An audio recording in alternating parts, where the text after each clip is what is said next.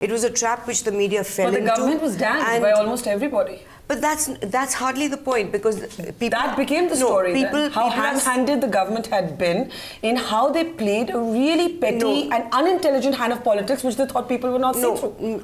On other channels, there was a lot of other stuff also. There was a huge amount of criticism of the organizers. All right. In fact, Hartosh wrote about mobs bent on violence outside the Diggy Palace served as a pretext for calling off the event. That I stand by absolutely. Okay, how do you know? You weren't there. No, what I am saying is the numbers... It was another matter that, according to no independent report, were there more than a handful of protesters. I was there, and I could not cross the street because there were more than... Let me show you the pictures.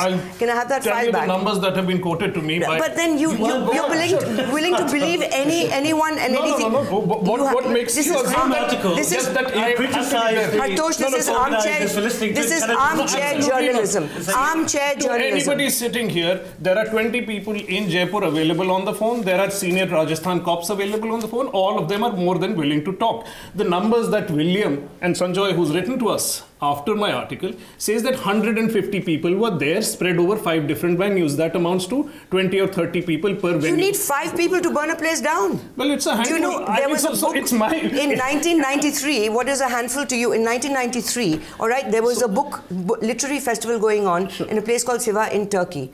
The translator of Salman Rushdie's book was there. A mob arrived over there and asked for his head, that we want him and we want to publicly execute him. When they refused, they burned the hotel down. It wasn't 150 people. But there were 10 people. Let me have my say on this. It's simply that at no point did the Rajasthan police say that we will not let this happen. In the sense, they did not say shut down the festival. They did not say don't have this. At no point did they say we cannot guarantee your security. Okay, let's put it this way. No, but there's where you begin. You're quite right about the first thing. They did say we can go ahead. We said we got the number of 150, which was just quoted, came from the actual cops in the place. No, you've got a situation who had marked each where man as they came in, had a plainclothes guy behind them, and they said we have enough plainclothes here to let the thing go ahead. But did you find it? There will be violence. There will be violence in the venue. There will be chairs thrown. There will be people hurt, and there will be a riot, was the word they used, outside in the gardens where... So how do you write that there was no threat? Well, it's a question of how you evaluate the threat. I think if you had stood up to it right from the beginning, I think there would have been no threat. How do you stand up if somebody walks in and says, I'm going to burn your screen down, and the place is full of people, about 30,000 people?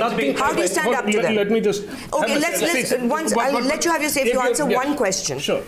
You're in your home. You've written something that somebody objects to, all right? Whether it's the Shiv Sena or whether it's any of the extremist groups. Hartosh has written something that they object to. What happens? A mob comes outside and they say, either you apologize and leave this country or leave the city or leave your home, or we're going to burn your house down with your family in it. What would you do? Well, the analogy doesn't... Why didn't you... Will you stand up? Of course. There have been several occasions for any reporter to have to stand by whatever word he says. No, stand by is in the face of violence. First of all... In the face of violence. First of all, no, you've given me an analogy that is totally not true to what happened there. You don't know. That's exactly what happened there. That's exactly what happened. Before you interrupt me, let me just have my say on what happened. Between me and the mob, there is the district police of a district which says, yeah, you can go ahead and write what you want to write. Because they're used to riots, because they're going to just hit a few people on their heads. That is your reading of the situation. My reading is something else. From the This is armchair journalism. Armchair journalism. You sat here, made a few calls. Criticism is armchair journalism. I don't have to be in I was there. I was not an armchair. No, but this is baseless because you don't have to be in a place to understand people who were there were wrong, and that this is incorrect. And to say that what you say is right when you weren't there is the height of arrogance. You have no idea what the situation was. That's your opinion. I don't agree with it, that it is the height of arrogance. And also, you don't actually know what the briefing by the police was. The briefing, we said to them very straight, what are we talking about when you mean violence? Are you talking about lathi charges? They said yes. Are you talking about police?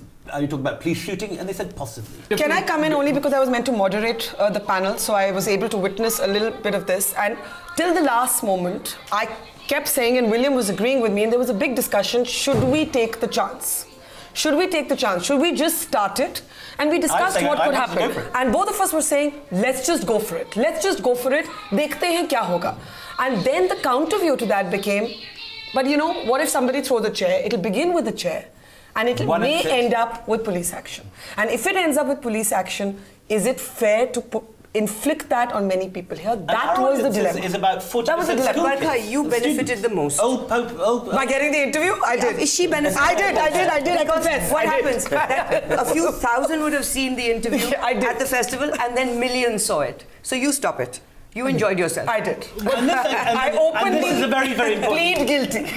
One important point here, just to continue on this one, is that, you know, the idea that we pulled the video link. The video link happened, the same interviewer talked to the same man from the same studio. Yeah. Rather than 10,000 people seeing it, 1 million people saw it. So the idea that we kind of capitulated. Who burned things down? The video link happened across the country, not just in Jaipur. Video link did not happen. It happened in a studio, not in the Jaipur. He was in a studio, and I was locked in a room asking. Yeah, but he was not in public. She was not. She was not. The interview was telecast to the world. The public was not attacking Barkha because of that. They had objection to the video link being transmitted. Barkha was not sitting in the lawns in Diggi Palace. She was in a live audience. She was in a room. Madhu, if we go cutting back and forth without spending some time on the actual issue, we are doing exactly what we criticize the rest of the media for. That it'll sound great, but it doesn't get much substance. What I'm trying to say is that, look, it's fine as far as the organizers of Jaipur are dealing with the Jaipur Literary Festival, fair enough.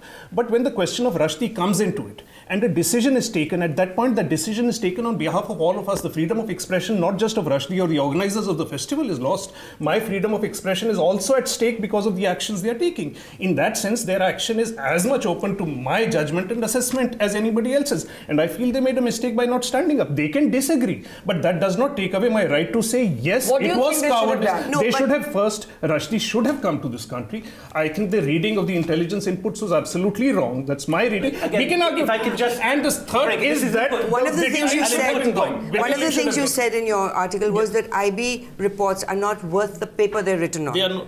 That's really scary. No, but I think you're putting too much on the organizers of the festival when the conspiracy was much larger than the festival. But that's what you're taking out from my article. You're telling them that they should have got Rushdie in when the government is not willing to give the kind of security, and the government is creating a situation of politics. I mean, it's playing politics. That's something we are all agreed on. Yeah, but that's what we all agree.